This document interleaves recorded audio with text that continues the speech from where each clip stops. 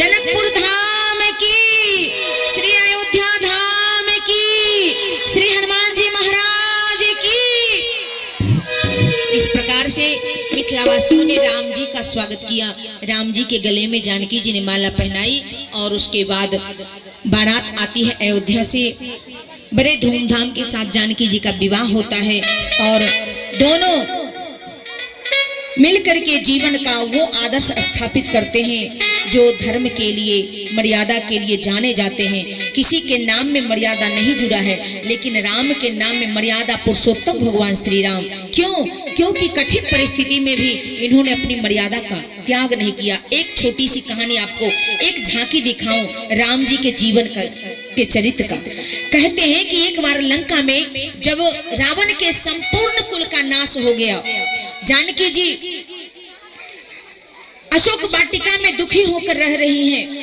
ऐसी स्थिति में इस कोप से राम जी ने जानकी जी के वियोग से, दर्द से, दुख से समुद्र पे पुल बांधा और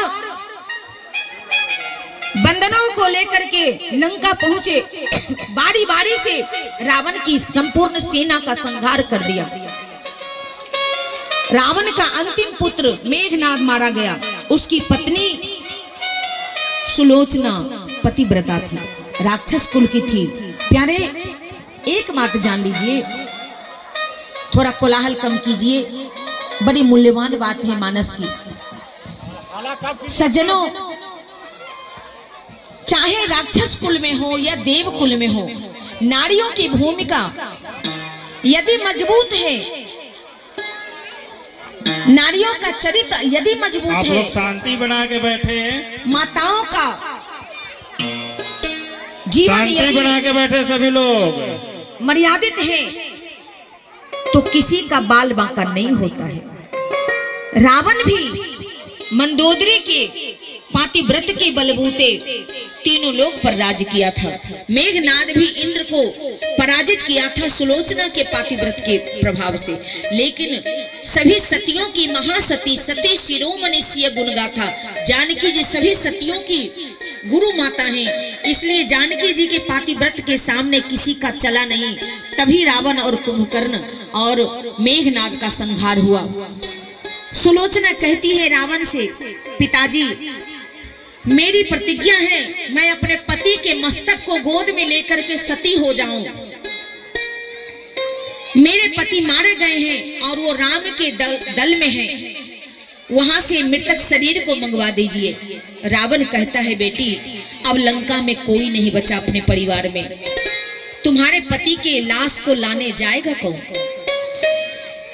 कहा तो हम क्या करें, हम तब तक नहीं सती होंगे जब तक मेरे पति का शरीर नहीं मिलेगा।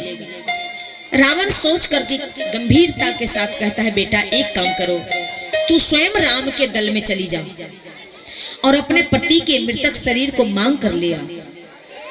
सुलोचना कहती है, पिताजी हम कहां बेटी, तुम चली जा।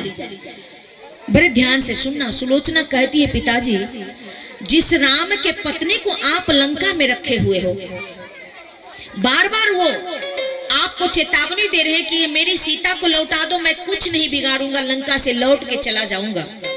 आपने दिया नहीं, उनकी बात को माना नहीं। उनकी पत्नी को आप लंका में रख रहे हो।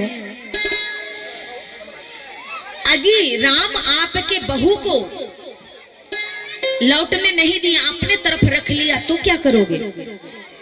प्यारे, राम का गुण ऐसे ही भारतवासी नहीं गाते हैं।